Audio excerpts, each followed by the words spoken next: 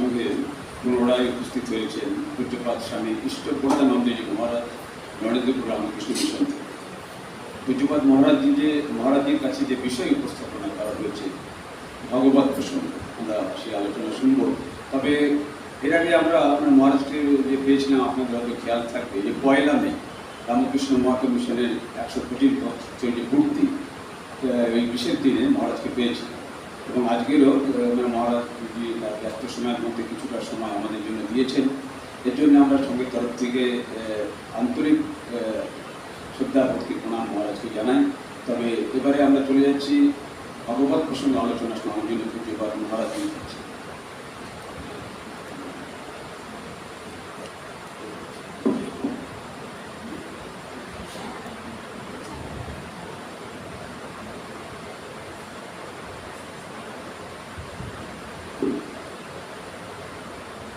মঙ্গলং গুরুদেবায় দিব্যৈ মাত্রে চ মঙ্গলম মঙ্গলং ভক্তবৃন্দেভ্য সর্বলোকায় নমঃ। গড়িয়া শ্রীরামকৃষ্ণ সেবা সঙ্গে আমি বহুদিন ধরে আসছি, আপনারা সবাই আমাকে চেনেন, সুতরাং নতুন করে বলবার কিছু নেই।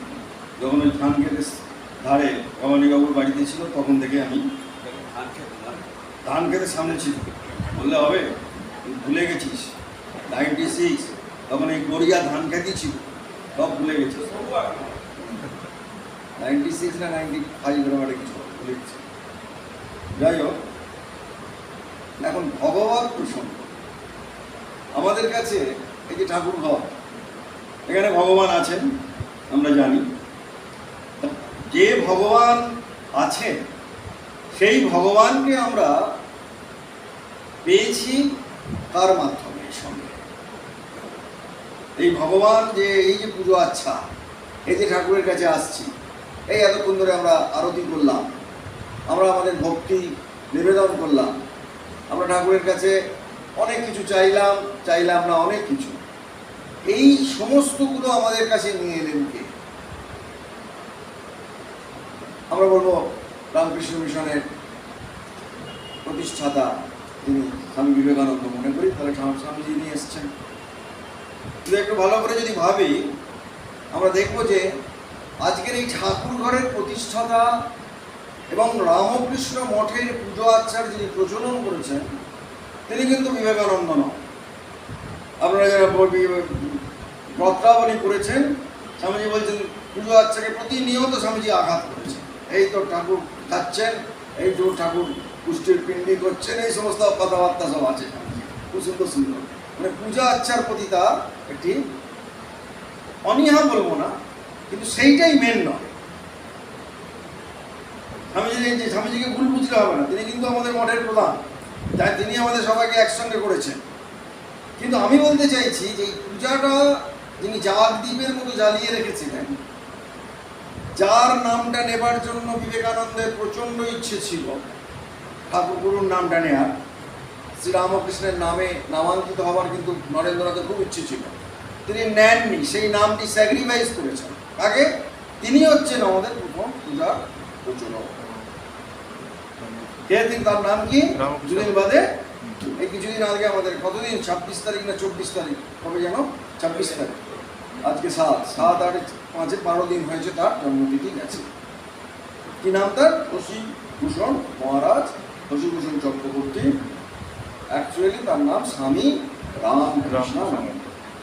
হয়তো আপনারা বলবেন যে মহারাজ এটা আপনি কি বলছেন? আমি কিন্তু যে কথা বলছি তার প্রমাণ দেওয়ার জন্য প্রেমানন্দজির কথা উল্লেখ করছি। শশী মহারাজ কি ভয়ানক কর্মবিদ, এদের সকল আদর্শ করে নে না, এদের সকল আদর্শ করে নে না। এই যে মঠ, এই যে ঠাকুর বাড়ি দেখছিস, এর গোড়া হচ্ছে শশী মহারাজ। তোর রাখালও নয়, শরৎ, বাবুরাম, এমনকি স্বামীজিও নয়। কে বলছেন? বাবুরাম মহারাজ। আমি জোর করে বলতে পারি একমাত্র শশী মহারাজ এর কারণ।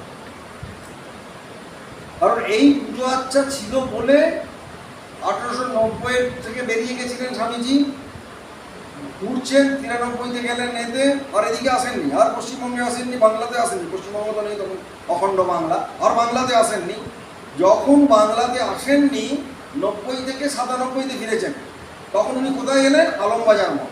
বরানগর মঠ থেকে বেরিয়েছেন 90-তে, ফিরলেন কোথায়? আলমবাজার মঠে। এইবারে এই যে পূজা আচ্ছা করে ধরে রাখলেন কে? শশী মহারাজ। রাজা মহারাজ বেরিয়ে যাচ্ছেন, মহাপুরুষ সবাই বেরিয়ে যাচ্ছেন, একমাত্র শশী মহারাজ ধরে রেখেছেন। আজকে আমরা যে রামকৃষ্ণ মঠ পিছনে এত বিভিন্ন সেন্টার, এমনকি এই গড়িয়া, এরা যে এত পুজো আচ্ছা দিয়ে মঠটাকে ধরে রেখেছে। মঠ কোথায় আছে? আপনারা অন্যদিন খুব কম লোক আসে, আগে এখানে প্রচুর ভিড় হতো। আমি এখানে ক্লাস নিয়েছি, জায়গা দেওয়া যেত, নিচের লোকে বসতো, এত লোক হতো। এখন লোক কমে গেছে। কারণ পুজো আচ্ছার জন্য, এবং যারা আগেকার ছিল তারা তারপরে নতুন নিউ কামার্সরা আর বেশি করে অ্যাট্রাক্টেড হচ্ছে না। অ্যাট্রাক্টেড হচ্ছে না মানে কি, শ্রীরামকৃষ্ণকে আমরা সেইভাবে উপস্থাপিত করতে পারছি না।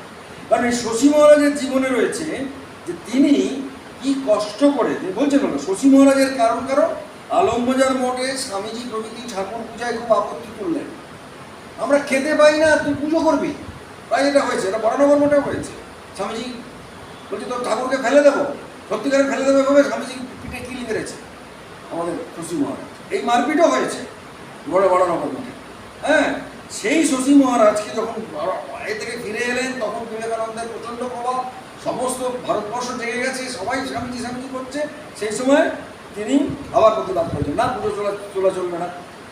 আলমবাজার মঠেও স্বামীজি বলছেন পুজো তুলে দেবেন। সেই সময় একদিন স্বামীজি সবাই তো ঠাকুর পূজা তুলে দেওয়ার জন্য সবাই ঠিক হয়ে গেল। তখন তারা রাগ করে যে শশী তুলবে না, সব বলরাম বাবুর বাড়িতে রাত্রি চলে গেল। শশী মহারাজ একা বসে আছে কোথায়? আলমবাজার মঠে। সেই ছেঁড়া মাদুরের ওপর ঠাকুরের সিংহাসন আর অস্থিটা নিয়ে সেই ষষ্ঠীতে তিনি পুজো করছেন। পরের দিন বলরাম বাবু আবার ওদেরকে বলছে, বলরাম বাবুর এত কিছু জায়গা নেই, যাবে কোথায়? আলমবাজার মঠ ছেড়ে যাবে কোথায়? এত কোনো মঠ হয়নি তো, যাবে কোথায়? যাবার কোনো জায়গা নেই। কোথায় গেল? বলরাম বাবু। ওই বলরাম বাবু ছাড়া কেউ নেই। হ্যাঁ, তখন বলরাম বাবু বাড়ি যখন গেল, তখন বলরাম বাবু এরা অন্যরা রামকৃষ্ণবাবু, এরা তো অন্যবস্তু চলে গেছে, ওদের বুঝিয়ে সুঝিয়ে পাঠিয়ে। তাহলে দেখা যাচ্ছে শশী মহারাজ যদি না থাকতো, আজকে আমরা এখানে যে উপস্থিত হয়েছি আসতে পারতাম, আপনারা কেউ আসতে পারতেন। এই মন্দিরটা আছে বলে কম লোক আসুক বেশি লোক আসুক, আসছে। কেন আসছে? মন্দিরে আছে, পুজো হচ্ছে, ঠাকুর আছেন, তাই আমরা আসছি। তাহলে ভগবত ভাবনাটায় ভগবান আছেন, এই ভাবনাটা যতক্ষণ না আমাদের প্রতিষ্ঠিত হচ্ছে যে শ্রীরামকৃষ্ণ আছেন এবং তিনি আমাদের দেখছেন, এবং আমাদের ঠাকুর শ্রীরামকৃষ্ণ আছেন বলেই আমরা এক অভূতপূর্ব সাম্রাজ্যের মধ্যে এসেছি। এখানে লোক কম কেন? না, লোক এই জন্য কম, কেউ ধরতে পারছে না। শ্রীরামকৃষ্ণকে ধরতে গেলে কি হয় না, আমাদের একটু বোধ বুদ্ধি দরকার হয়, বিশুদ্ধতা দরকার হয়। আর অলৌকিকত্বকে সময় শ্রীরামকৃষ্ণ নিজে, যদিও নিজে অলৌকিক ছিলেন, কিন্তু অলৌকিকত্ব পরিহার করেছেন, কারণ মানুষের চরিত্রের ওপরে জোর দিয়েছে। একজন বলছেন যে মহারাজ সাধু হলে কি হবে না, সাধুর প্রথম গুণ কি? চরিত্রবান। এটা ভাস্ত হবে, যেই সাধু হোক না কেন তার প্রথম গুণ কি হবে? চরিত্রবান। আর চরিত্রবান না হলে সাধু হয় না। সুতরাং আধ্যাত্মিকতার সঙ্গে কিসের সম্পর্ক রয়েছে? আমাদের পবিত্রতা। যত আমরা পবিত্র হব তত আমরা আধ্যাত্মিক হব। এই বিষয়ে খুব ভালো কতগুলো ঘটনা রয়েছে। ঘটনাগুলো এই জন্য রয়েছে যে শ্রীরামকৃষ্ণ কথামৃত আমরা সবাই পড়েছি, এবং কথামৃততে সারা বিশ্ব জুড়ে এটা ভাষান্তরিত হয়েছে। পৃথিবীর বহু মানুষ, বহু অধ্যাত্ম পিপাসু এই ঠাকুরের সংসারে ঢুকছে। আমরা মনে করছি কেউ ঢুকছে না, প্রচুর মানুষ নানাভাবে ঢুকছে। কারণ ঠাকুর শ্রীরামকৃষ্ণ কখন কাকে কিভাবে কৃপা করবেন আমরা কেউ জানি না। প্রথম কি, একদিন বেলুড় মঠে এক সকালবেলায় একজন সাধু চলছেন, তাকে এক ভদ্রলোকের সঙ্গে দেখা হলো। ভদ্রলোক কোথায় আছেন না, তিনি বেলুড় মঠের ফরেন গেস্ট হাউস, মানে যেখানে বিদেশিরা থাকে। বেলুড় মঠে দুটো গেস্ট হাউস আছে, একটা ইন্ডিয়ান গেস্ট হাউস আর একটা আছে foreign guest house. Foreign guest হাউসটা গোশালার দিকে আছে, দেখবেন। হ্যাঁ, আর ইন্ডিয়ান গেস্ট হাউসটা যারা গিয়েছেন, কখনো মঠে থেকেছেন তারা জানেন, আমাদের ওই জেটিঘাটের পাশেই প্রথমেই বিহার করে আমাদের ইন্ডিয়ান গেস্ট হাউস। এবং কয়েকদিন বেলুড় মঠের পরিবৃত্ত পরিবেশে তিনি থাকবেন। তার সঙ্গে কথা বলা জানা গেল যে তার কোথায় থাকেন তিনি না, তিনি থাকেন ইংল্যান্ডে, এবং এখন থাকেন তার জন্মস্থান ইংল্যান্ড, কিন্তু থাকে এখন বার্লিনে, জার্মানিতে থাকেন। এবং পেশায় তিনি কি গিটার বাজান, এবং তাতে গিটার বাজানো তিনি হচ্ছেন টিচার, গিটার টিচার।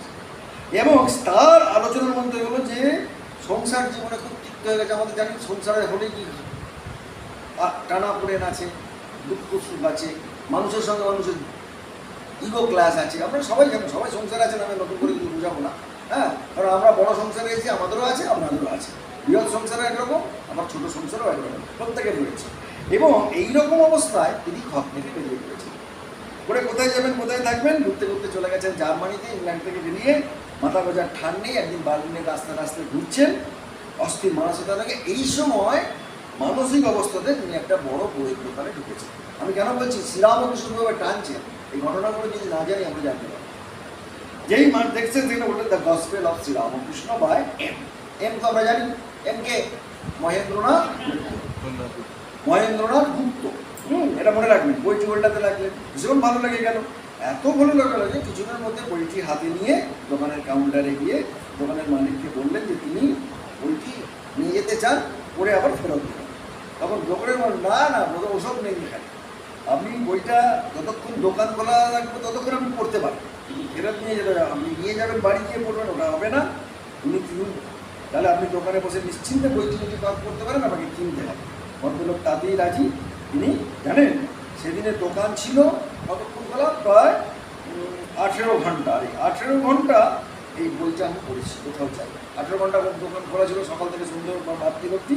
এবং তারপরে উনি বইটা আমাকে দিয়ে দিয়েছেন, আমি কিনে নিয়েছি, সেটা আমার নিত্য সঙ্গী, দ্য গসপেল অফ শ্রীরামকৃষ্ণ। আমি কেন বললাম, আপনারা যারা প্রত্যেকের বাড়িতে নিশ্চয়ই আছে, যারা ঠাকুরের ভক্ত, প্রত্যেকের বাড়ি কথামৃত কাপড়। কথামৃত কি? শ্রীরামকৃষ্ণের জীবন্ত উপস্থিতি। ঠাকুর কথা বলছেন, ভগবান কথা বলছেন, নানা রকম গল্প করছেন, হাসছেন এবং আমাদের সমস্যার সমাধান দিচ্ছেন। এইরকম একটি বইয়ের নাম কি না? কথামৃত। সুতরাং যত আমরা কথামৃত করবো তত বুঝতে পারবো। সেই জন্য তিনি বলছেন, দ্বিতীয় ঘটনাটি না একটা সাধু। কি বলছেন তিনি? বর্তমানে এই সন্ন্যাসী বিদেশে থাকেন, একদিন সকালবেলায় তিনি মোটে এসছেন স্বামীজির মন্দিরের সামনে, শুধু আমেরিকা থেকে, এবং সিদ্ধান্ত নিয়েছেন যে ব্রহ্মচারী রূপে তিনি সঙ্গে যোগদান করবেন। এবং তার আগে তিনি বেলুর মঠ প্রধান কেন্দ্র, স্বামীজি বলেছেন, সেটা দেখতে এসছেন। মঠ থেকে ধুতি পাঞ্জাবি দিয়েছে, ফরেনার তো, তাকে ধুতি পাঞ্জাবি দিয়েছে, সরসা পড়ছেন ফরেনার। এরপরে তাকে বলছে যে যেগুলো তিনি পড়ে ঘুরছেন তার ঘটনা অতীব চিত্তাকর্ষণ। কীভাবে তিনি আকৃষ্ট হলেন শ্রীরামকৃষ্ণ ভাবধারার প্রতি? না, এই যে ভারতীয় যুবক, আমেরিকার একটা, কিন্তু ভারতীয় যুবক আমেরিকার একটা শহরে সে চাকরি করে, দুটো পৃথক প্রতিষ্ঠান, দুজনে একসঙ্গে দুজনে চলাচল করতে শহরে একটা ঘর ভাড়া করেছেন। ঘরের ভাড়া ইত্যাদি যা খরচ দুজনে অর্ধেক অর্ধেক। ওখানে কিন্তু কষ্ট তো আমাদের এখানেও আছে, মুম্বাই টম্বাইতে সব অর্ধেক অর্ধেক ঘর ভাড়া পাওয়া যায়, এই অর্ধেক ঘর এখনও পাওয়া যায়। এত বেশি কষ্টে সে ভাড়া সে চালাতে পারে। তা আমেরিকান ছেলেটির সঙ্গে থাকছে ভারতীয় ছেলেটি। সে লক্ষ্য করতো ভারতীয় ছেলেটি রোজ নিয়ম করে একটা কাপ বোর্ড থেকে বার করে করে যথাস্থানে রেখে দিচ্ছে, একটা বই পড়ছে। সে দু একবার অনুরোধ করেছে যে কী বই পড়ছে, তখন সে কখনো তার অনুরোধে সাড়া দেয়নি। এখন এই যে আমেরিকান ছেলেটা, তার খুব আকর্ষণ হলো যে বইটা কী পড়ছে প্রতিদিন। এমতো অবস্থায় ভারতীয় ছেলেটি যখন বেরিয়ে যায়, তখন ও তার কাপ বোর্ড থেকে ওই বইটা নিয়ে রোজ পড়তে শুরু করছে। এই আমেরিকার মধ্যে যে ব্রহ্মচর্য এসছে, গসপেল অফ শ্রীরামকৃষ্ণ। কিন্তু রোজ বইটি পড়তে পড়তে আমার এমন আকর্ষণ জন্মে গেল ঠাকুরের প্রতি যে এদের জীবন আদর্শে পরিচালিত হচ্ছে সেই প্রতিষ্ঠানটা খুঁজতে খুঁজতে আমি এখানে চলে এলাম। এবং এদের প্রতিষ্ঠান থেকে এবং কাজকর্ম থেকে আমার এটাই ত্যাগের জীবন। তাই জন্য চাকরি থেকে ইস্তফা দিয়ে আমি ওই কেন্দ্রে গিয়ে যোগদান করবো। এখন বেলুর মঠের সন্ন্যাসী হিসেবে সে বিদেশে একটা কারণে। তাহলে দেখা যাচ্ছে যে জীবনের গতিকে পরিবর্তন সাধন করছে কি? কথামৃত। আমি কেন বলছি, আপনারা যারা এখানে এসছেন আজকে, কথামৃত যত পড়বেন, কথামৃতের ভেতরে যত প্রবেশ করবেন, দেখবেন কথামৃত আপনার জীবনকে পরিবর্তিত করছে। যেমন কথামৃত কার? তিনি যখন প্রথম যাচ্ছিলেন তার আগে কী করবেন? বইয়ের সাথে বাড়ির লোকের ঝগড়া, মামার সবার ঝগড়া, তিনি ঠিক করছেন সুইসাইড করবেন। কথামৃত কার? তিনি সুইসাইড করবেন বলে তার এই শুধু তার ছাড়ার কারণে গেছে। এবং যাই একটা সাধুর কাছে, ঠিক আছে, একটু মরেই তো যাবো, একটু যাই সাধু দর্শনে যাই। যে মৃত্যুর মুখে মুখে যাচ্ছে সে যখন তখন উনি যখন ঠাকুরকে দেখছে, যিনি সুইসাইড করবেন ঠিক করেছিলেন সংসারের জ্বালা নিয়ে কাউকে কিছু বলতে হবে না, এখানে আমরা সবাই চলছি, তোমরা কাউকে এটা বলার দরকার নেই। সংসারটা কি আপনারা হাড়ে হাড়ে জানেন, মানে ভাজা ভাজা হয়ে যাচ্ছে সবাই বলে। হ্যাঁ, সংসার কি সুন্দর, আমরা প্রথমে ভেবেছিলাম খুব সুন্দর, এখন দেখছি ওটা পাবে বাবা সব ভাজা ভাজা হচ্ছে। সেই জন্য বলছে যে এই সংসার তো কি আমরা জানি, আর সেই সংসারে থেকে যিনি আত্মহত্যা করতে যাবেন তিনি আত্মজ্ঞান লাভ করে ফিরে এলেন শ্রীরামকৃষ্ণ সংসার। তাই কথা বলতে আমরা পেলাম আত্মহত্যাকারী, আত্মহত্যায় উদ্যত একজন ভক্ত, একজন সংসারী মানুষ, 3টে পাস দেয়া, যার মধ্যে প্রচণ্ড অহংকার, যে নিরক্ষর শ্রীরামকৃষ্ণ কি জানেন, যার অহংকার প্রতি মুহূর্তে চূর্ণ করেছেন শ্রীরামকৃষ্ণ, প্রতি মুহূর্তে। আমরা কথা বলতে সে স্বীকারও করেছেন আমার আর একবার অহংকার ছিল। বলছে তোমার আছে না, ও অজ্ঞানী, ও তুমি বুঝি খুব জ্ঞানী না, যখনই অজ্ঞানী বলেছে। হ্যাঁ, আমার ও তো আমি জানি ও তো পড়াশোনা করেনি, দেখবেন তুমি অজ্ঞানী, আর আমি 3টে পাস, কত বড়। আমাদের কি, আমাদের সর্বদা বিদ্যার অহংকার, রূপের অহংকার, আর কি আমাদের পদবীর অহংকার আর অর্থের অহংকার, আমাদের এগুলো থাকে, দেখবেন প্রচণ্ড। বাবা এগুলো নেই এমন কোনো মানুষ নেই, মানে এইগুলো নিয়ে আমরা বেঁচে আছি। আমরা একবারও জানি না যে এই অহংকারগুলোই আমাকে বাঁচিয়ে রেখেছে। এই অহংকারের জন্য আমি পরবর্তী স্টেপ দিচ্ছি, আমাকে দেখলো না, আমাকে মানলো না। দেখবে টিভির সামনে যাচ্ছে, কীভাবে আমি ছবি তুলবো, সবাই এটা মুখ তুলছে, আমাকে দেখে দেখালো না, দেখো আমি কেন না আমাকে দেখা। এই যে ভেতরে তার ওই যে শরীরটা, আমি এখানে গল্পটা বলেছিলাম আপনাদের, গল্পটা খুব সুন্দর গল্প, যে আমরা এই যে আমি এই কর্তাত্মিক যেখানে আমি দেখাতে যাচ্ছি, দেখা থেকে আমি কি সুন্দর জানি, আমার কত বিদ্যা, আমার কত পদবী, আমার কত জানা, আমি কত জানি, এই প্রত্যেকে জানাতে যাচ্ছি। সেটা কি, আমরা এসেছি কতটুকু সময়, আমরা মায়ের পেট থেকে জন্মেছি, আর কতটা 40, 50, 60, 70, 80, 90, তারপর আবার আমরা চলে যাব কোথায়, ইলেকট্রিক চুল্লিতে, ডেট সেট ছাড়। প্রত্যেকে কেউ বাঁচবে, এখানে এমন কেউ আছে যে বাঁচবে? খুব চেষ্টা করছি, এই ওষুধ খাচ্ছি, ওই ওষুধ খাচ্ছি, আরে কত কি খাচ্ছি যাতে বাঁচি, কিন্তু বাঁচবার আমাদের কারোর উপায় নেই। মায়ের পেট থেকে যখন জন্মেছিলাম তখন এই সংসারের উপর আমার কোনো অধিকার ছিল না, ছিল কি কোনো অধিকার? আমাদের কারোর অধিকার ছিল না, কিন্তু আমরা কর্তাত্ব, আমরা কর্তা। আমাদের যত ছোট্ট সংসার, তার কর্তাকে ঠিক মতো না করতে পারলে ধুম ধুম দাম ধুম লেগে যাচ্ছে, আমরা মারপিট করছি, মনের মধ্যে কষ্ট পাচ্ছি, অভিমান হচ্ছে, হ্যাঁ আমাকে বললো না, আমি তাকে কত ভালোবাসি, এই চলছে। হ্যাঁ, সর্বদাই যে আমি কর্তার্থী করতে গিয়ে মার খাচ্ছি, এটা আমাদের কোনো মনে থাকছে না। আর এই কর্তার গল্পটা আমি এখানে আগে বলেছি কিনা মনে নেই, কিন্তু আজকে বলবো। কেন এই কর্তার গল্প এই জন্য বলবো যে এই কর্তার্থী করতে গিয়ে আপনাদের এত যন্ত্রণা, যত এই যন্ত্রণার মধ্যে কর্তা হওয়ার জন্য আমরা প্রত্যেকে চেষ্টা করছি, আর কর্তা না হতে পারে মার খাচ্ছি প্রচণ্ড। তার হাতে, প্রকৃতির হাতে, প্রকৃতির হাতে, সংসারের হাতে প্রচণ্ড মার খাচ্ছি কর্তা হওয়ার জন্য। এবং কর্তা হতে গিয়ে কী হচ্ছে, আমরা কেউ কর্তা হতে পারছি না, উল্টে চোরের মতোই থাকছি। গল্পটা খুব সুন্দর, এই জন্য বলছি যে গল্পটা শুনলে আপনারা বুঝতে পারবেন যে কেন কথামৃতে বারবার ঠাকুর বলছেন আমি মোলে ঘুচিবে জঞ্জাল। আমি কাদের কি, কোন আমি? আমি মানে কি আমার শরীরটা না, একবারও বলছে না শরীরটা না, কাঁচা আমি, শরীর বোধটা, এটা মনে রাখতে হবে। হ্যাঁ, বুড়ো আর বুড়ি, কর্তা আর গিন্নি। আমি কর্তা গিন্নির গল্প এখানে বলেছি কিন্তু আমার মনে নেই, আপনারা কেউ শুনেছেন কর্তা গিন্নির গল্প? আমার মুখে আগে মনে হয় না, আপনাদের সব মুখগুলোই নতুন দেখছি। যদিও বা বলে থাকি তাহলে তাদের মধ্যে এখন হয়তো 1-2 আসেন, আর কেউ নেই। এই কর্তা আর গিন্নি তখনকার দিনের, তো অনেক দিন আছেন, 50-60 বছর একসঙ্গে আছেন। তা তখনকার দিনে তো আমাদের ব্যাংক ট্যাঙ্ক কিছু নেই, তখন ওই সোনা টোনা করে শোবার ঘরে সিদ্ধ করে নিচে রাখে দিতে আচ্ছা। তখনকার দিনের কথা হচ্ছে, আজ থেকে ধরুন 200 বছর 300 বছর আগেকার কথা, তখনকার দিনে তাই ছিল।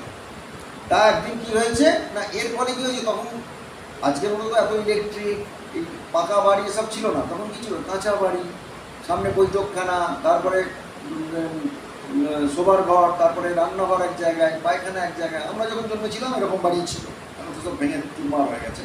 হ্যাঁ, তখন আমরা এইরকম বাড়িতে যে আমাদের রান্নাঘর এক জায়গায়, পায়খানা একদম ভেতর দিকে, খিড়কির দিকে, সেখানে পায়খানা করতে যেতে হতো, সে একদম খুব অন্যরকম ব্যাপার ছিল। এইরকম বাড়িতে এনারা থাকে। তা যেহেতু অতগুলো টাকা আছে, আমরা কি করি, একটুখানি এসে দিনে তালা লাগিয়ে দেখছি না তালাটা ঠিক মতো আছে কিনা, বাড়ির কিছু চুরি না, খুব ভয় আমাদের, যদি সব চুরি হয়ে যায় ভয়েতে আমাদের তো মানে প্রাণ একদম মনস্টাগত, বাপরে বাপ সব নিয়ে দিল, মানে নিয়ে নিলে আমাদের সর্বনাশ হয়ে যাবে। কেন, আমাকে কি না হবে, অথচ ওইগুলোর উপর আমাদের অধিকার বোধ খুব, সেই জন্য চাবিটা আবার ভালো করে দেখে নিই, আবার দেখবেন চাবিটা ভালো করে দেখে নিই আর তালা দিই। ঠিক সেই রকম এরা যখন খেতে যায়, ওই তখনকার দিনে তো আর এই লাইট ফাইট হয়নি, হারিকেন, কুপি কুপি, লম্ব লম্ব দেখেছেন আপনারা? লম্ব দেখেছেন কি? দেখেন আপনার লম্ব দেখেছি। লম্ব নিয়ে খেতে গেল, তারপরে এসে প্রথমেই খাটের নিচটা দেখে নিয়ে শুয়ে পড়তো। কর্তা যেমনি দুজনেই খাটের নিচ থেকে শুয়ে পড়ছে, এই করছে। হ্যাঁ, প্রতিদিনই ভয় খুব, খাটের নিচটা কেন দেখছি, যদি আবার কেউ এসে ঢুকে পড়ে। তা একদিন খেতে গেছে, খেতে গিয়ে যখন খেতে গেছে তখন একটা চোর, সে খবর পেয়েছে এদের অনেক সোনা টোনা আছে, সে ভালো করে তেল মেখে, খড়ের চাল তো, খড়ের চাল বা টালির চালের মাচা থাকে, জানেন তো, মাচা থাকে, সেই মাচার ওপর উঠে চুপ করে বসে আছে। এরা এবং খেতে গেছে, এরা খেয়ে এসছে, এসে আবার খাটের নিষ্পুষ দেখে শুয়ে পড়েছে। হ্যাঁ, শুয়ে পড়ে ঘুমিয়ে গেছে। আর চোরটা ভাবছে এই নামবো 12টা 1টা বাজে, এই সময় নামতে যাবে। যেই নামতে যাবে তখন হারে রে রে রে রে করে আবার একটা শব্দ, হারে রে রে রে, এক ডাল ডাকাত, তারাও খবর পেয়েছে, বুড়ো বুড়ি কাজতে থাকে, কেউ থাকে না। হ্যাঁ, তাদের কি এসছে না, চোর, তাদের প্রচুর সোনা আছে, এই সোনাটা লেখা যাবে। সেই জন্য তারা কি করলো না, হারে বলছে দরজা খোল দরজা খোল। ভিন্নি মায়েরা তো একদম জানেন তো, মায়েদের বুদ্ধির তুলনা হয় না। মা হচ্ছে সর্বদাই পূজ্য, ঠাকুর শ্রীরামকৃষ্ণ দেখিয়ে দিয়েছেন, মা কি পুজো করেছেন, মা কি সব করেছেন। মায়েরা, মা যেই চোখে, যে মা গিন্নি চোখ তুলেছে, যখন এরকম ভয়ও পেয়েছে, হঠাৎ দেখছি অন্ধকারে কি একটা বসে আছে। তখন ওই কর্তাকে বলছে, কর্তা তুই এক কাজ করবি, কিন্তু দরজা দিয়ে ঘুরে যাবো। খিড়কি দরজা 50টা টাকা দরজাতে, সদর দরজায়, আমি খিড়কি দরজা দিয়ে বেরিয়ে যাবো না তো, না আমি খিড়কি দরজা দিয়ে যাবো না। যাও না কর্তা, আমি সামলে নেবো, তুমি যাও, তুমি কিছুই বুঝতে পারছো না, আমি শিওর সামলে নেবো, তুমি কেন এরকম ভাবছো, আমি শিওর সামলাবো। কর্তা কিছুতেই যাবে না, এই 50 বছর আমি ঘর করলাম তোমার সঙ্গে, আর এখন এই বুড়ো বয়সে তোমাকে ডাকাতদের হাতে পড়তে পারি না, আমি যাবো না। আর জোর করে কর্তাকে গিন্নি পাঠিয়ে দিয়েছে। এবার দরজা খোলো দরজা খোলো দরজা খোলো, দরজা তো কিন্তু কিছুতেই করছে না, মেরে ভেঙে দরজা খিল ভেঙে ঢুকে পড়ছে। এই ভেঙে ঢুকে পড়ে আর বাবা ডাকাত বলে কাঁদছে। হ্যাঁ, ডাকাত কি হয়, কর্তা কোথায়, কর্তার কাছে, যে চাবি কোথায়, বলছে কর্তার কাছে, মানে সিন্ধুকের চাবি, বলছে কর্তা কোথায়। তখন গিন্নি ভয়ে ওপর দিকে তাকাচ্ছে, ওই বেটা কর্তা, ওই চোরটা যখন বসেছিল, হ্যাঁ, চোরটা যেই বলেছিল নামাও কর্তাকে, বলছে ওই বেটা কর্তা এতক্ষণ ওখানে বসে আছে, বলে চোরটাকে নামিয়েছে। আর চোরটা যত বলে ও আমি কর্তা নই, আমি চোর। আর গিন্নি বলবি দামার দাম, এই চাবি কোথায়, দে চাবি কোথায়, দামার দাম পাচ্ছে। গিন্নি তো খুব চালাক, কি বুদ্ধিমতী, ও কর্তা তোমায় কি মারছে গো, চাবিটা দিয়ে দাও না, ও কর্তা তোমায় কি মারছে গো, ও কর্তাকে মেরো না গো বলছি। আর দামার দাম খুব পড়ছে। হ্যাঁ, এমন পড়ছে সে যা ভাবা যায় না। যত পড়ছে তখন সে কি করবে বুঝতে পারছে না। যত দামার দাম পড়ছে, বলছে কর্তা তুমি চাবি দিয়ে নাও, তোমাকে মেরে ফেললো। ও যত বলছে ও আমি চোর, আমি কর্তা নই। আর কে কার কথা শোনে, খুব মারছে, দামার দাম মারতে মার খেতে যত বলছে। আর গিন্নি ঘুরে, ও কর্তা তোমাকে মেরে ফেলবে গো, তুমি দিয়ে দাও না। সত্যি তো, অত 50 জন গাড়ো যদি একজনকে মারে কতক্ষণ ডাকবে, কিছুক্ষণ বাদে চোরটা মার খেতে মরেই গেল। তুমি খুব চালু তো, ও গো আমার কি সর্বনাশ হলো গো, আমার কর্তাকে মেরে ফেললো গো বলে সেই নথটা খুলে, যেমন সেই মায়েরা কাঁদে, পা ছড়িয়ে কাঁদতে শুরু করলো। ও গো আমার কি সর্বনাশ হলো গো, আমার কর্তাকে মেরে ফেলেছে গো, আমার কি। ডাকাত দল তো পাজল হয়ে গেল, রে মা এত মার দিলাম কর্তাকে, হ্যাঁ, তবু তো সে চাবি তো দিলই না, বলছে আমি কর্তা নই, কি করি বারবার ভাবছি। হ্যাঁ, কিছুক্ষণ ওরা ঘোরাঘুরি করলো, গিন্নিকে মেরে আর করবো, চাবি তো আর পেলাম না, একজন তো মেরেই ফেললাম। তা কিছুক্ষণ বাদে ডাকাত দল চলে গেল, যখন কিছু না পেয়ে। আধ ঘন্টা হয়েছে, 1 ঘন্টা হয়েছে, গিন্নি কিন্তু কেঁদে যাচ্ছে, ডাকাত দল ফিরে আছে। হ্যাঁ, আর খিড়কির দরজায় সেই কর্তা দাঁড়িয়েছিলেন না, খিড়কির দরজায় তাকে পানি করতে, সে আর আসছে না, কিছুতেই আসছে না। কেন, তখন গিন্নি দেখুন 1.5 ঘন্টা হয়ে গেছে, আমি কাঁদছি। এবার বলছি কি গো তুমি এখনো দাঁড়িয়ে আছো, দেখো তো। না তুমি যাও না, তোমার কি নতুন কর্তা হয়েছে, তাকে মারছে, তুমি আবার কাঁদছো, তুমি তার সঙ্গেই থাকতে যাও। তখন গিন্নি বলছে, কর্তা দেখবে এসো, কর্তা হতে গিয়ে কি অবস্থা হয়েছে, মরে পড়ে আছে। ঠিক আমরা যখন মায়ের পেট থেকে জন্মালাম, তখন এই পৃথিবীর কোনো জিনিসের আমাদের অধিকার ছিল না। যখন চলে যাব কোনো জিনিস একটা ছুঁচ পর্যন্ত নিয়ে যেতে পারবো না। পৃথিবীর সমস্ত জিনিসের উপর অধিকার করার জন্য আমরা কর্তার্থী করছি, কত রকমের সৎ অসৎ পথ অবলম্বন করছি, আর মার খাচ্ছি, প্রচণ্ড মার খাচ্ছি। মার খেতে খেতে আমরা ক্ষতিগ্রস্ত হয়ে যাচ্ছি, তবু আমরা কর্তার্থী চাচ্ছি না। তাই ঠাকুরের কাছে আমাদের প্রার্থনা, আমাদের কর্তা বোধ এটা যেন ঠাকুর আমাদের থেকে নেয়। কর্তৃত্ব, এই কর্তৃত্ব বোধে কী হচ্ছে, আমাদের সমস্ত ভালো ভাবনাগুলো নষ্ট হয়ে যাচ্ছে।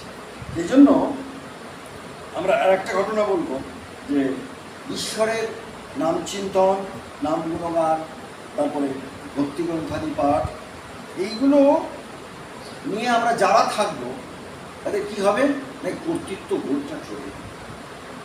যখনই কর্তৃত্ব বোধ যাবে তখনই আপনার মধ্যে শান্তির আবার আপনাকে সব থেকে বেশি কেন যন্ত্রণা দিচ্ছে, কি যন্ত্রণা দিচ্ছে, আপনার কর্তৃত্ব বোধ, আমি বোধ।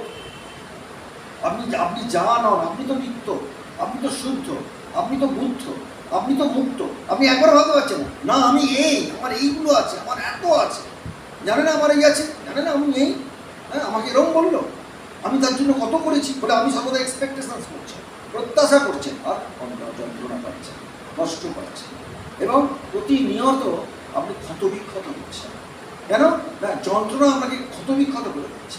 এইরকম ক্ষতবিক্ষত করার একটা সুন্দর ঘটনার কথা আজকে আরেকবার বলবো। কেন এই ঘটনা না দিয়ে বলে আপনাদের মনের মধ্যে ছাপ পড়ে না, যে আমরা কর্তা হলে প্রবলেমটা কি না, কর্তা হলে প্রতিনিয়ত দেখুন আপনারা কী যন্ত্রণায় আছেন, এবং যখনই আপনি কাছে আমি ঝগড়া হচ্ছে, আপনার যন্ত্রণা যেই হোক, আপনার সব থেকে কাছের মানুষ, তার সঙ্গে আপনার কথা বন্ধ হয়ে যাচ্ছে, কি একটাই কর্তৃত্ব কাঁচা, তাই না?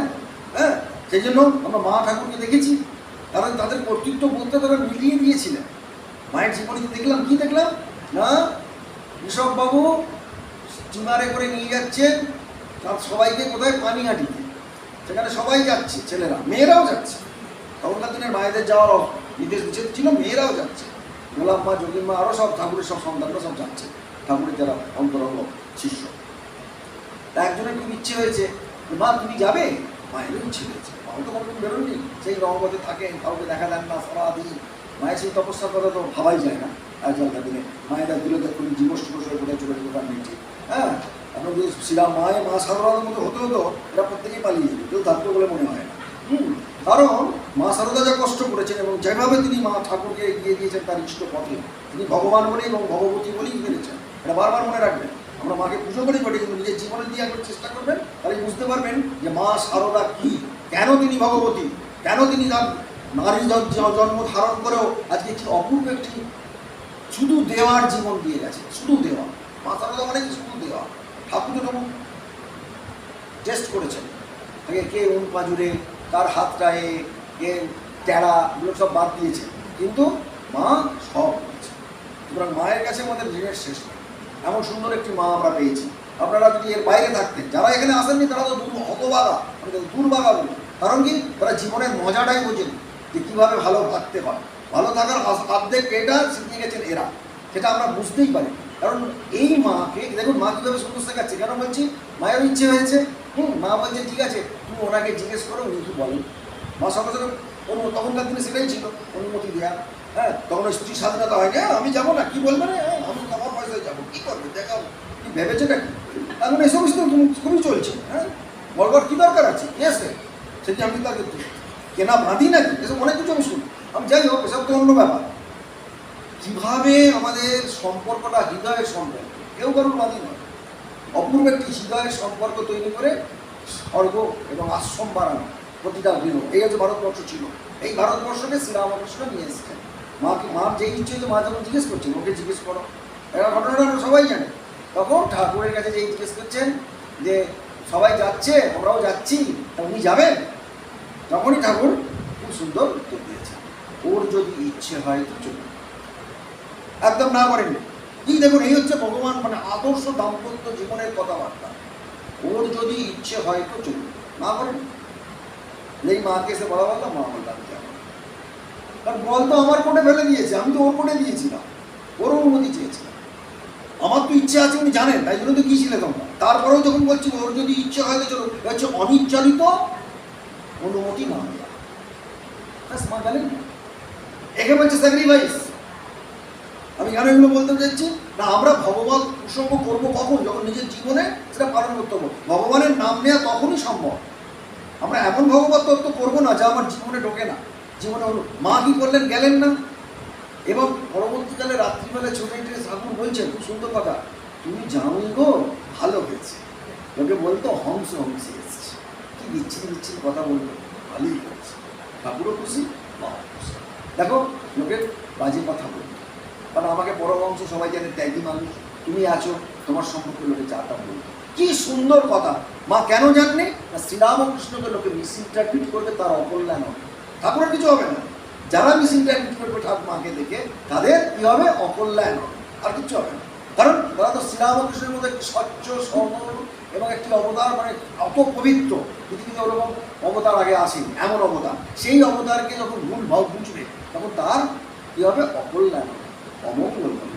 যাকে যারাই শ্রীরামকৃষ্ণকে ভুল বুঝবে, তাদের কি হবে, অমঙ্গল হবে। তাই তুমি ভাবি ঠিক সেই রকমই যে দেখা যাচ্ছে যে এটা জেলের ঘটনা, আপনারা হয়তো অনেক পড়েছেন, খুব পুরোনো বইটি ছিল, খুব একটা জেলের ঘটনা। তিনি লিখছেন যে সোমবারে যখন জেলের মধ্যে দেখছি, সদল বলে যখন যাচ্ছি, তখন কয়েদি বাহিনীর নানা রকম অভিযোগ আসছে। ফিমেল ওয়ার্ডার জেনারেল ফাটাকে প্রশাসনটা থেমে গেল, মেয়ে কয়েদির দল আসছে, সমস্ত মহিলা প্রিজনার, তারা সব আসছে, একসঙ্গে উঠে দাঁড়ালো। দেখা যাচ্ছে একজন দাঁড়িয়েছে, খুব তাচ্ছিল্য করে একজন নাম, খুব দেখে মনে হবে দয়া মায়া স্নেহ প্রীতি ভালোবাসা কিছু যেন তার মধ্যে নেই। মানে সংসারের যে যেন কোমল দিক আছে, এই মাটি দেখতেই পাই না, একদম রুক্ষ, একদম তাকে দেখে মনে হচ্ছে যে সবটুকু স্নিগ্ধতা, মায়েদের মধ্যে তো একটা স্নিগ্ধতা মমতার ভাব থাকে সব মায়েদের মধ্যে কিছু না কিছু, সেইটাও যেন তাকে টেনে নিয়েছে। এই সময়ে যেমন পালিশ পাথরের মতো পুরো কাটকাটে, সঙ্গে সঙ্গে জেলার তাকে জিজ্ঞেস করছে, তোমার নাম কি? বলছে টিকিট কার্ড পড়ে দেখুন না, আমার নামটা কি, হ্যাঁ, আর আরও কিছু পাবেন, কী করেছি না করেছি সব আছে, এই দেখুন, পুরো টিকিটটা বানিয়ে দিয়েছে। তখন জেলা দেখছে তার নাম জ্ঞানদা মল্লিক। ঘরে আগুন দিয়ে অপরাধে তিনি জেল হয়েছে, সেন্সার জেল, মানে আগুন দিয়ে অনেকে পুড়িয়ে মেরেছে, তাই জেল হয়ে গেছে। টিকিটটা দিয়েতেই সেই মহিলা, ওই দুঃখ মহিলার ঠোঁটের কোণে একটা পাতলা হাসি। তার সঙ্গে কিছু জানতে চাইলেন না, তো আগুন দিয়েছিলাম, তাকে পুড়িয়ে মেরেছি, কিছু জিজ্ঞেস করলেন না। দিনের পর দিন জেলার কাছে অভিযোগ আসছে, কাউকে মানে না, কাজকর্ম সব খুশি মতো করে, বেশিরভাগ করে না, কেউ কিছু বলতে গেলেই শুনিয়ে দেয়, বড্ড বাজে বাজে কথা বলে, মেট্রোনকে যখন তখন অপমান করে, আর কেউ কিছু বলতে দেয় তখন বলে তোমরা যাও, হয়তো কেউ অন্য কয়েদিরা বোঝাতে এলো, নিজের চরকায় তেল গাও, আমাদের দেশও নেই। এইভাবে যেমন চলছে, হ্যাঁ, তখন একদিন জেলার কাছে গেছে, তাকে বলছে একটু এখানকার নিয়ম মেনে চলার চেষ্টা করো। খুব বক্তৃতা, আর কত বক্তৃতা দেবেন, ওসব রেখে কি শাস্তি দেবেন দিন, আমি রেডি, আর দাঁড়িয়ে থাকতে পারছি না। হ্যাঁ, যাক, এসব যখন করছে তাকে গুরুতর অপরাধে একটা ছেলে আলাদা করে বন্দি করে দেওয়া হয়েছে। হ্যাঁ, নির্জন খরচে যখন আবার জেলার গেছে, সে তো উঠে দাঁড়াবার কথা, সে উঠে দাঁড়ালো না, জেলারকে দেখে কিছুই করলো না, এখন নামিয়ে নিল, চোখ দুটো রক্ত, কপালে বিরক্তি, জেলারকে দেখে যেন একদম কে একটা এসছে, ভাবছেন কি কিছু বই টই পড়বে, জেলার জিজ্ঞেস করছে, কি গো বেশ দিতে পারে, কি বই পড়বেন, কি বই আবার ওই গল্প টল্প থাকলে একটু পাঠিয়ে দেবো, আমরা ওই ধর্মের কথা, এই উপদেশের ঘণ্টা ঘণ্টা উপদেশ, হ্যাঁ, যত বুঝবো কি আমার ভালো লাগে, জান এগুলো করবো। খুঁজতে খুঁজতে জেলা শ্রীমকথিত একটি কথামৃত পড়ে গেছে। তিনি ওদের ওয়ার্ডে গেছেন, পাঠিয়েও দিয়েছেন, জিজ্ঞেস করলেন কি খুব বই পাঠিয়েছিলেন, হ্যাঁ, ওই বুঝি আপনার গল্পের বই, সেদিনই তো বললাম ওসব ধম্মের বুলি আমার সহ্য হবে না, আমি এটা খুলিও নি, ওই দেখুন পড়ে আছে, নিয়ে যেতে পারেন। হ্যাঁ, দিতে চান তো একটা নভেল দেবেন যাতে একটু এসব আছে। তখন জেলা কথামৃতের পক্ষকালে যে বললেন, এই যে নাম দেখেই তুমি ভয় পাচ্ছ, আরে ওটা তো গল্পের বই, অনেক মজার মজার কথা আছে, তুমি পড়ে দেখো না, দেখো অনেক গল্প আছে, বড় একটু। দিন 15 বাদে জেলা যাচ্ছে, এইখানে হচ্ছে ঘটনাটা, অপূর্ব ঘটনা। যখন দেখা হলো জেলারে, মুখের মধ্যে হঠাৎ চোখ ফিরিয়ে তিনি দেখছেন সেই রুক্ষ অবজ্ঞা অশান্তি, যেন একটা সোনার কাঠিন মায়া স্পর্শে রাতারাতি বদলে গেছে জ্ঞানদা। জ্ঞানদার ভেতরটাই যেন চেঞ্জ হয়ে গেছে। সেই উগ্রতা নেই, সেই কঠোরতা নেই, তার মধ্যে কোমলতা এসছে, স্ত্রী এসছে, সেই নির্লজ্জ ভাব নেই, লজ্জা সুলভ প্রবণতা এসছে, মধুর সংকট এসছে। মৃদু এসে শীঘ্র পাল্টে বলছে জেলাকে, দরজাটা একটু খুলতে বলুন না। এই যে উঠে দাঁড়াতো না, সে বলছে দরজাটা একটু খুলতে বলুন না। তখন মোটা মোটা গড়াদের দরজাটা খুলে দেওয়া হলো, মাথা নত করে জ্ঞানদা বেরিয়ে এলো, এসে গলায় আঁচল দিয়ে জেলাকে পায়ের কাছে প্রণাম করেছে। অস্ফুট মৃদুমা পেয়েছে। আজ ভারী ভালো লাগছে মনটা। কপালের ওপর থেকে মুখ্য চুলগুলো সরিয়ে মুখের দিকে আয়ত চেক করে জিজ্ঞেস করছে, আচ্ছা এসব কি সত্যি? এমন কি ছিলেন ঠাকুর? এমন আত্মভালা, এমন সরল, এমন সদাশী, এমন সুন্দর সুন্দর কথা তুমি বলে গেছে। কিছুক্ষণ নিঃশব্দে কেটে যাওয়ার পর জেলার বলছে, বইটা তোমার ভালো লেগেছে? কথার উত্তর এলো না। তখন সে চোখ বুঝে কৃত্রিময় মৃদু হাসু, তারপরে কিছুক্ষণ দাঁড়িয়ে থেকে ধীরে ধীরে আবার সেলের মধ্যে গেল। তারপরেও রিপোর্ট এলো জ্ঞানদার নামে, না কি ব্যাপার, 15 দিন পেরিয়ে গেছে, বইটা 15 দিনের বেশি রাখা যায় না, লাইব্রেরির বই। কেরানীবাবু বইটা ফেরত চেয়েছে, উল্টে তাকে 10 কথা শুনিয়ে দিয়েছে। বলছি যা যা, ওদের রিপোর্ট করতে যা যা, আমি যা বলার আমার সাহেবকে বলি, আমি জেলাকে। পরের সপ্তাহে যখন আবার গেছেন, যেতেই বলে উঠলো, আপনার ওই কেরানীবাবুটাকে একটু ধমক দেবেন তো, কেন দেশেন বলছে। যখন তখন বলে বেটায় ওইটুকু বই শেষ করতে কতদিন লাগে। আরে শুনুন কথা, ওই বই কি কোনোদিন শেষ হয়? ওই কথা বই বোঝাই কেমন করে? ওই বই কি কোনোদিন শেষ হয়? আমি কেরানীবাবুকে বোঝাই কেমন করে? ওই মেয়ে জেলের মেয়াদ শেষ হয়ে এসেছিল, ওই জন্য জেলাকে চলে যেতে হবে।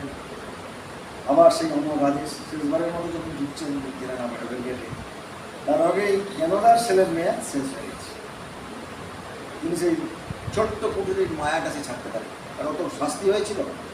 তাই মেট্রনকে বলে করে আবার ওই নির্জন বাসে চলে গেছে জ্ঞানদা। সে আবার দেখে এসে প্রণাম করছে সেদিনকার নাম, এবং আবার কম্পমান কোমর হাতে পায়ে তুলে নিচ্ছে। উঠে দাঁড়াতেই দেখছি কাঁদছে, চোখ দুটো ফুলে ফুলো লাল হয়ে গেছে।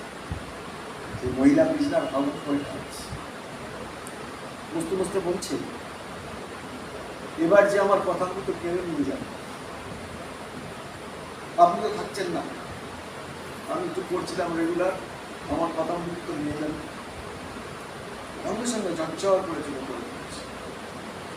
ততদূর সম্ভব সহস্র বলে নিলেই বা তার জায়গায় দুখানা নতুন বই পেয়ে যাচ্ছে তুমি, সেগুলো তোমার, কোনোদিন কেউ চাইবে না। সত্যি চিত্ত চোখ দিল, উজ্জ্বল হয়ে উঠল জ্ঞানদা। তাই বলে অনেক দয়া করেছে, অনেক স্নেহ পেয়েছে আপনার কাছে।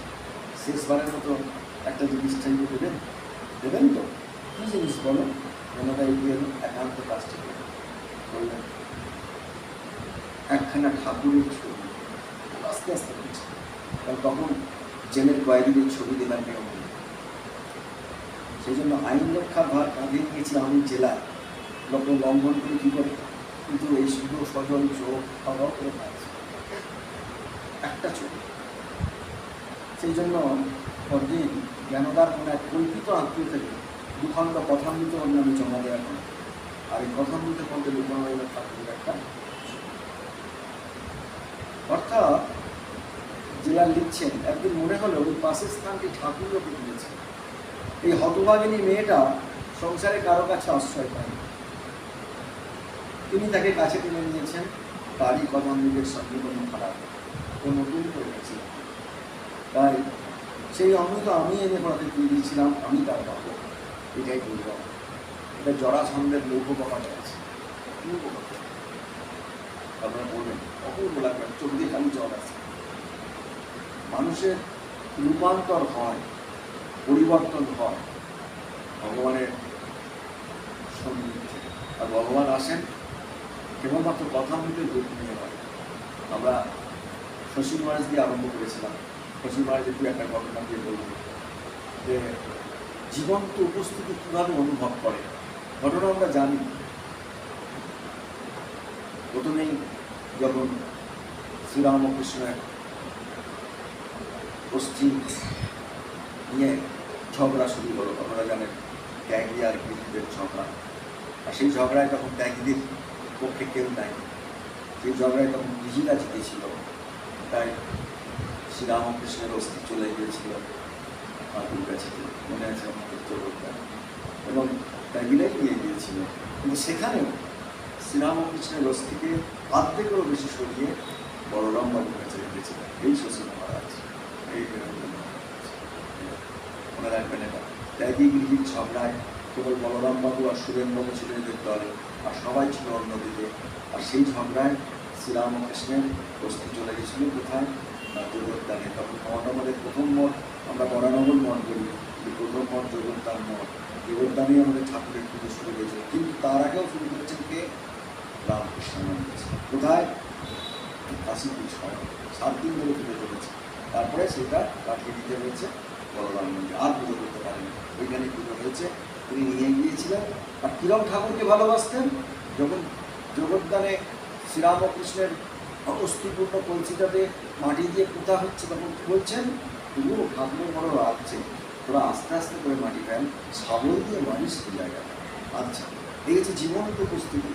কেন? শ্রীরামকৃষ্ণের জীবন্ত উপস্থিতি তারাই অনুভব করে যারা নিজের হৃদয়টাকে শ্রীরামকৃষ্ণের কাছে বন্ধন করেছে, তারাই কেবল। তাই আমরা দেখছি যে শশী মহারাজ প্রতি মুহূর্তে শ্রীরামকৃষ্ণকে যখন বরানগর মঠে কিচ্ছু নেই, তিনি বলছেন যে ঠাকুর তখন দক্ষিণেশ্বরে আছেন, বরানগর মঠে নয়, দক্ষিণেশ্বরের ঠাকুরের তখন স্থূল শরীর আছে। বলছেন গরম দুধ খাবে, গরম দুধ খাবে। বলে তিনি বরানগর মঠে গরম দুধ নিয়ে আসছে, হাতটা পুড়ে যাচ্ছে, গরম দুধ আছে, হ্যাঁ, শখ আছে খুব, আবার গরম দুধ আবার হাতও কিন্তু দিচ্ছে করে ঠাকুরকে গালাগালি দিচ্ছে। এই যে ভাব, এই ভাবটা কী ভাব? না, ভগবানের কাছে তাকে দেওয়ার জন্য নিজের সমস্ত কিছু বিসর্জন দেওয়া, আবার কষ্ট হচ্ছে বলে তাকেই বলা। আমরা তো অন্য, তিনি সাপ হয়ে কাটেন, তিনি বোঝা হয়ে যাবেন। আমরা যখন যন্ত্রণায় পাই, আমরা অনেকে দেখেছি ঠাকুরকে খুব ভালোবাসি, যে আমাদের কোনো বিষা করে দূর ঠাকুর ঠাকুর সব দিতে, ঠাকুরই যে দিচ্ছেন সেটা আর আমরা বুঝতে পারছি না। আমাদের অঙ্কট ফঙ্কট কাটানোর জন্য আমাদের একজন বলছে যে কর্মফলটা যদি আমরা তাই তিনি দিয়েছেন বলে আমি যদি উপভোগ করি, তাহলে আমার ভগবান পেটে আর বেশি দেখিনি। যে কর্মফলই হোক না কেন, তার কাছ থেকে আসছি বলে যদি সেই কর্মফল নিয়ে আমি উপভোগ করি যে ভগবানের কাছ থেকে আসছি, তাহলে আমার ভগবান লাভেরা দেয়নি। বলছেন স্বামী গীতানন্দ, খুব সুন্দর কথা। গীতানন্দ কথা আমি তো ওনার ঘরে গিয়ে পড়তাম, বলি মানে সেই সময় উনি বলছেন দেখো, এই কর্মফল তোমরা যদি ভগবানের কাছ থেকে আসছে, যে কর্মফলে তুমি নিজে কষ্ট পাচ্ছ, তাহলেই দেখো তুমি আস্তে আস্তে ভগবান লাভ করতে, যখন তুমি বুঝতে পারবে। তারপরে তুমি যদি ভগবানের প্রতি বিশ্বাস হও, তাহলে তুমি ভগবানের থেকে অনেক দূরে চলে যাবে। এবং এই শশী মহারাজকে দেখেছেন, তিনি এত পুজো আচ্ছা, আজকে আমাদের রামকৃষ্ণ মঠের এই এত মঠ মিশনের যে পুজো আচ্ছা, সব কিছুর মূল স্রোত হচ্ছেন শশী মহারাজ। তাকে যখন 1897 সালে রামকৃষ্ণ মিশন প্রতিষ্ঠা হয়নি, হবে হচ্ছে, মার্চ মাসে এসেই স্বামীজি কী করলেন? পাঠিয়ে দিলেন মার কাছে, যাও তুমি ওখানে যা, দিয়ে ওইখানকার সবাইকে একটা কথা বললেন না। তিনি সমস্ত পুজো আচ্ছা ছেড়ে চলে গেলেন, যেখানে ভাষা জানেন না, কিছু জানেন না, কোথায় চলে গেলেন? মার কাছে। সেখানে গিয়ে তিনি আবার সেই পুজো ঠাকুরঘর শুরু করলেন, লেকচার শুরু করলেন, এবং প্রতি মুহূর্তে ঠাকুরকে বলছেন, ঠাকুর গরম হচ্ছে, এখানে তখন কিছু ব্যবস্থা নেই, সারাদিন ধরে খাওয়া। এবং শশী মহারাজ যখন কাশীপুরে ছিলেন, সব থেকে বেশি খাওয়া, সবাই গিয়ে বিভিন্ন জায়গায় ডিউটি, তো 2 ঘন্টা ডিউটি, আমরাও করি না, 2 ঘন্টা ডিউটি, তারপর তো আমার নয়, তুই আসছিস না বলে আবার রয়ে যাই আমরা। শশী মহারাজ সারাক্ষণ একদিন দেখছেন ঠাকুর শ্রীরামকৃষ্ণ, তিনি তখন তো গলাতে প্রচণ্ড শর্ট হয়ে গেছে, কিছু করতে পারে না, ঠাকুর উঠতে পারে না, গোলা হয়ে গেছে। ঠাকুর ওই কাশীপুরের যে খাটটা মেজের সঙ্গে সমানো, আপনারা সবাই জানেন খাটটা কি, সেই খাট থেকে ঠাকুর নেমেছেন। শশী মহারাজ কোনো কাজে বাইরে গেছেন, ঠাকুর নেমেছেন শীতকাল, নেমে আস্তে আস্তে গিয়ে আনলার ওপরে একটা শাল আছে, সেই শালটাকে উনি পাওয়ার চেষ্টা করছেন। শশী মহারাজ ও ঠাকুর আপনি কী করছেন? আরে আমাকে বলবেন তো, ওই আপনার ঠান্ডা লাগছে, আপনি আমাকে বলেননি, তাহলে আমি তো ফোনই করে দেবো, বললেই তো হতো। কিন্তু শশী আমার না রে, সকাল থেকে তুই এই কিচ্ছু গায়ে না দিয়ে আমাকে সেবা করে যাচ্ছিস, এই ঠান্ডায় তোর কষ্ট হচ্ছে, এই শাড়িটা আমি তোর জন্য বানাচ্ছি। এই তো ভগবান শ্রীরামকৃষ্ণ অত কষ্ট করে সারা বানাচ্ছে। যখনই আপনি ঠাকুরের সেবা করবেন, ঠাকুর আপনার সেবা করার জন্য এগিয়ে আসবে। তাই দেখা যাচ্ছে শ্রীরামকৃষ্ণ যখন কাশীপুরে আছেন, তিনি শশীর সেবা করছেন। সেবা দিয়ে আমরা কি করছি? শ্রীরামকৃষ্ণকে বাঁচছি। আজকে এই যে আপনাদের এখানে গড়িয়াতে আমি যত নিহারকে দেখি, এই ঠাকুরকেও ছাড়বে না, আপনারা কম আসুন, ও কিন্তু ঠাকুরকে সেবা দিয়ে ওরা দু চারটে সাঙ্গপাঙ্গ নিয়ে কি ধরে রেখেছে। আপনারা আসছেন না, অনেকে কম আসছেন, ওর মন খারাপ হচ্ছে আমি দেখছি, কিন্তু ও কিন্তু সেবা দিয়ে শ্রীরামকৃষ্ণকে ধরে রেখেছে। প্রভু কিন্তু এখানে আছেন বলেই বারবার তিনি আমাদেরকে হ্যাঁ, আমরা একটু সময় দিতে পারছি না, কিন্তু নিহার কীভাবে যে গড়িয়া, আমি তো প্রথম থেকে জানি, তখন গড়িয়ার কোনো জমি নেই, কিছু নেই, সবটাই জানি নিহারে কোথা থেকে এসছে। সেই জন্য নিহার যখন উদ্বোধনে আছে, ও উদ্বোধন থেকে আমাকে জোর করে নিয়ে এসছে, সেও আমার মনে আছে কীভাবে নিয়ে এসছে, সব কিছুই আমি ভুলিনি। তখন ছোট্ট প্রধানমন্ত্রী ছিলেন সবাই। সেই হিসেবে এই জায়গাটার একটা অপূর্ব মূল্য রয়েছে। এই মূল্যটাকে যদি আপনারা সবাই মনে রাখেন, সেই মূল্যটা মনে রাখলেই আমরা বুঝতে পারবো যে শ্রীরামকৃষ্ণ আমাদের প্রত্যেকের কাছে জীবন্ত। আর একটা জীবন্ত ঘটনা বলে আমি এটা শেষ করব। এটা আমার জীবনে ঘটেছে। আমি ঠাকুর ভান্ডারে ছিলাম যখন ব্রহ্মচারী, 8-এর দশকে মহারাজ ছিলেন সেই সময়। হ্যাঁ, তখন ওই ঠাকুর ভান্ডারে আমার কাজ ছিল ভান্ডারি, আমি ঠাকুর ভান্ডারি ছিলাম, অর্থাৎ ফুল তৈরি করে পূজারীকে সাহায্য করা, কিন্তু মেন চাবি সব আমার কাছে থাকে। আমাদের ঠাকুর মন্দিরটার আপনারা পেছনের দিকে দেখেছেন তো, সব জমা দেয়, ফুল টুল নেয়, ওই জায়গাটা কী হতো, কোনোদিন বাইরে থেকে তালা পড়তো না, ওটা ভেতর থেকে বন্ধ করে পেছন থেকে আরও 6খানা দরজা আছে, সেটা দিয়ে বেরিয়ে আমরা এই দিকের দরজাটাতে উঠতাম। এই বাইরের দিকে একটা দরজা আছে দেখবেন, এতে যাওয়া, সেই বাইরের দরজাতে উঠতাম। সেইভাবে আমাদের কাছেই সমস্ত চাবি থাকতো। একদিন আমার তখন নাইট ডিউটি চলছে। নাইট ডিউটি মানে কি, ভোরবেলায় গিয়ে ঠাকুরকে তোলা আর রাত্রিবেলায় ঠাকুরকে বন্ধ করা, তার কাছেই সব চাবি থাকতো। আমি ঘুমোচ্ছি, হঠাৎ পূজারী মহারাজ তখন কে ছিল পরে বলছি, আপনারা তাকে চেনেন, এই সূর্য কী হলো মহারাজ, কি হলো রাত্রি 1:30, আরে দেখছিস না, কী দেখবো, দেখছিস না কীরকম ঠান্ডা হাওয়া দিচ্ছে, বৃষ্টি পড়ছে মনে হয়। হ্যাঁ মানে বৃষ্টি পড়ছে তো। আর এই ঠাকুরের 3 তলায় স্বয়ং দিয়েছি, সমস্ত তো খোলা রয়েছে, দরজা থেকে জানলা থেকে সব কিছু, ঠাকুর তো ভিজে যাচ্ছে, কী করতে হবে, চল ঠাকুর ইয়ে করবো, তুই যাবি না আমি যাবো, আমি যাচ্ছি, আপনাকে যেতে হবে। আমি ওখানে 3:30 আবার 3টের সময় আসবেন তো ঠাকুর কাপড় পরাতে, আপনি যান, আপনি শুনে আমি যাচ্ছি বলে আবার ছুটে গেলাম, গিয়ে সেই 6টা দরজা খুলে ওপর দিয়ে গিয়ে 3 তলায় গেলাম, গেলাম ঠিক একদম ঠাকুর ভিজে যাচ্ছে, এবং সেই জানলা দিয়ে খুব ঝড় আসছে, সেই দরজা জানলা সব বন্ধ করে তবে সেই মশারিটা পাল্টে ঠাকুরকে শুয়ে উনি বংশ কোয়ার্টারে ঘুমোতে পারছেন না, ঠাকুর ঘুরে যাচ্ছে, আমাকে ডাকছে, শ্রীরামকৃষ্ণ উপস্থিত। এবং সত্যি আমি গিয়ে দেখলাম, আমি বুড়ো মানুষ, আবার মন্দিরে যাবেন, আসবে আবার 3টের সময় আপনাকে দেখতে হবে না, আমি গিয়ে ঠাকুরকে শুয়ে দিচ্ছি, আবার ঠাকুরকে সমস্ত কিছু পরিষ্কার করে জল করেছে, সেই মশারি টশারি সব কিছু ঠিক করে আবার ঠাকুরকে সরিয়ে দিয়ে জল করে। তাই ভগবান শ্রীরামকৃষ্ণ শুধু আছেন না, তিনি প্রতি মুহূর্তে বর্তমান, এটা আমাদের মনে রাখতে হবে। এই ঠাকুর শুধু আছেন নয়, তিনি প্রতি মুহূর্তে বর্তমান, এবং এখনো পর্যন্ত কোনো ভাগ্যবাণী দেখতে পায়। যারা আমাদের ইচ্ছে করি তারা দেখতে পাই, যারা ঠাকুরকে খুব মনে করি তারা দেখতে পাই। আর একটা ছোট্ট ঘটনা বলি, এটা আমার জীবনে মানে আর একটা বিরাট এই কারণে, মানে আমি বুঝতে পারি শ্রীরামকৃষ্ণ কীভাবে কাকে কৃপা করে, ধরতে পারি না, বুঝতেও পারি না। ওই ঠাকুর ভান্ডারেরই কথা, তখন আমাদের ঠাকুর কিন্তু জমিদার, 4বার মারা তামাক। এখন এবার তামাক খাওয়া আর গেল না, আমরা তামাক কোথা থেকে আনবো বুঝতে পারি না, কারণ আমার তো আমাকে খাওয়া ছেড়ে দিয়েছে। কিন্তু কুমুড়ার ওই সুন্দর তামাক ভোরবেলায়, মঙ্গলবতীর পর, দুপুরবেলায় ভাত খাওয়ার পর, আবার দুপুরবেলায় যখন তিনি স্বয়ং ভেঙে ওঠেন তখন 1 থালা ফল খান, তারপর 3য়বার 4থবার রাত্রি ডিনারের পর, ওই লুচি পায়েস যখন খান তখন এতবার খান আমাদের ঠাকুর খান। পুরো একদম মেজাজে থাকে। 4 বার থাকে আমাদের তামাক খেতে হয় বেলুন মঠে 4 বার দেয়, অন্য জায়গায় তো কম দেয়, 2 বার 2 বার হতে পারে, অনেক জায়গায় আবার 4 বারও দেয়, খুব কম জায়গাতেই দেয় তামাক, সব জায়গায় দেয় না, কারণ যেখানে অন্ন ভোগ আছে সেখানেই তামাক আছে, অন্য জায়গায় তামাক দেয় না।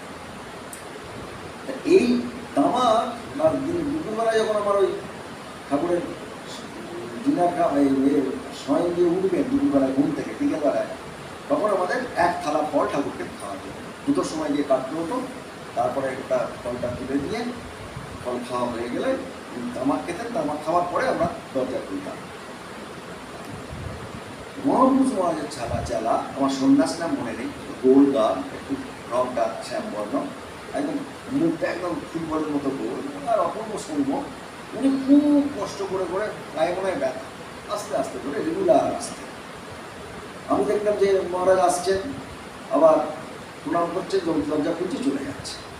সেদিন হঠাৎ দেখছি মহারাজ একটু আগে আসছে, আমি জাস্ট তামাক দিতে যাবো, তখন মানে তামাকের এটা তখন আনতে গেলে এখন অনেক ব্যবস্থা হয়েছে, তামাকের ওই টিকেটা রান্নাঘরে যেতে হবে, বেশ দূরে যেতে হবে আগুনটা আনার জন্য, আবার তার থেকে এখানে এখন নিজের ওই ঠাকুর ভান্ডারই ব্যবস্থা বর্তমানে হয়েছে। আমি বলছি আজ থেকে ওই 35 বছর আগেকার কথা। তখন তিনি ওই তামাকটা আমরা যে আনতে যাচ্ছি, আমি যখন টিকেটা তামাকটা ধরাবো বলে, এবার যখন ফিরছি দেখি বুড়ো নাট মন্দিরে উঠলো সামনে, উঠে বেরিয়ে চলে যাচ্ছে। তামাক তো সবে দেবো পুরো চলে যাচ্ছে, আমি তারপরে তামাকটা টিকেটা ধরে ধরবে, মহারাজ মহারাজ মহারাজ আপনি চলে যাচ্ছেন কেন? ঠাকুরের মন্দির তো খোলেনি, মন্দির খোলেনি, চোখ লাল করে কি বলছি মন্দির খোলেনি? ঠাকুরকে দেখলুম, ঠাকুরকে দেখলেন, হ্যাঁ এই ঠাকুর এই কাপড় পরে আছে, রং করলেন। আমি সঙ্গে সঙ্গে ছুটেছি, ছুটে গিয়ে রাত মন্দির গিয়ে দেখতে গেছি যে হয়তো আমাদের ভুল হয়েছে, মন্দির বন্ধ হয়েছে, কিন্তু বোমা এই কাঠ তো করেই আছে। বাবু দেখলো, আমি কিছু বলিনি, কেন মহারাজ এখন তো দেখলাম মন্দির, আমি তো মিথ্যে কথা বলছি, হয়ে গেছে। না না না ঠিক আছে, আপনি আসুন।